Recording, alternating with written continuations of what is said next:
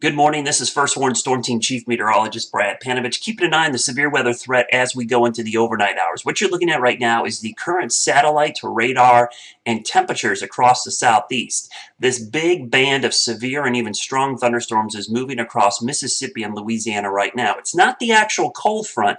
The actual cold front is right in here. This is a band of thunderstorms that is built out ahead based on some cold air that's being pulled from this thunderstorms from yesterday, pushing this ahead of the front. That's kind of interesting because that means the storms will actually arrive a little bit earlier than expected. And the thing we watch carefully are these isolated storms developing out ahead of the main line. Over the Carolinas right now, notice temperatures in the 60s and 70s with the fog burning off. The thing that has me a little concerned is dew points are really surging now into the 60s across most of these areas. And when you start to look at the Cape, that Cape is what is basically fuel for thunderstorms. I'll plot that on here now, and you can see what that's doing across the southeast. It's beginning to build across the Gulf Coast and up along the East Coast. I expect this to intensify and build up to the north on these southeasterly winds. Now, what's going on today as far as the severe weather threat? This is the Storm Prediction Center's slight risk for this big area west, but if you look closely, it comes into the upstate of South Carolina and very close to North Carolina. But when you break it down by the types of severe weather, tornadic threat is strongest to our west, but there's still a 2% risk over most of the Piedmont of North and all of South Carolina out towards the coastal plain. The wind threat primarily back to the west, but you can see there's likely going to be a squall line setting up along here. Then hail. Hail's not a big threat with this system. You saw this briefly, but this is that CAPE.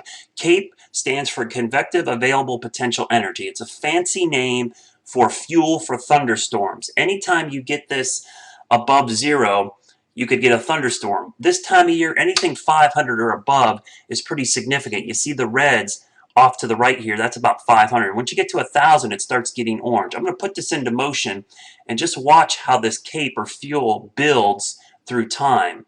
This is going out through late tonight. Now, this is late tonight. This is basically at midnight. Notice the CAPE is built all across our region. We'll go out 6 more hours, and we'll go out to 7 a.m. tomorrow morning. This looks to be the time the front comes through. I'm going to go back a couple frames here. We'll go back 2 hours, 4 hours exactly. This is the wee hours of the morning, tomorrow morning. Notice the CAPE coming through. So this is basically between midnight and 4 a.m. that the CAPE builds and then moves off to the east, and you can see the eastern part of the state. That's the actual front right there, by the way. So watch again. This is the fuel getting pulled up ahead of the squall line. The front's back here.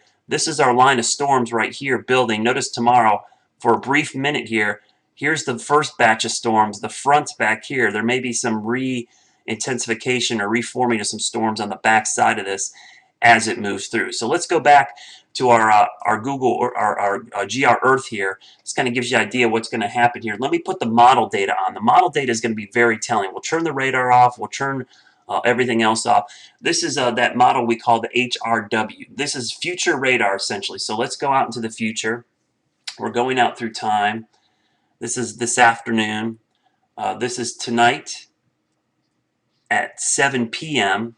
Notice the line breaks up, but the new line forms on the front, it looks like. Then we go into the overnight hours.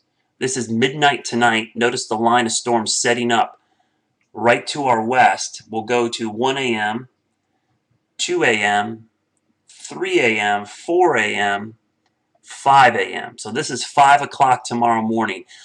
This looks like a Boeing segment here. I would anticipate straight line winds with this. And then as we go into the rest of the morning, 7 a.m., 8 a.m., 9 a.m., 10 a.m., things start to break up. So the time frame right now appears to be about 5 a.m. to 6 a.m. with this line moving through. So that's what I'm watching tonight.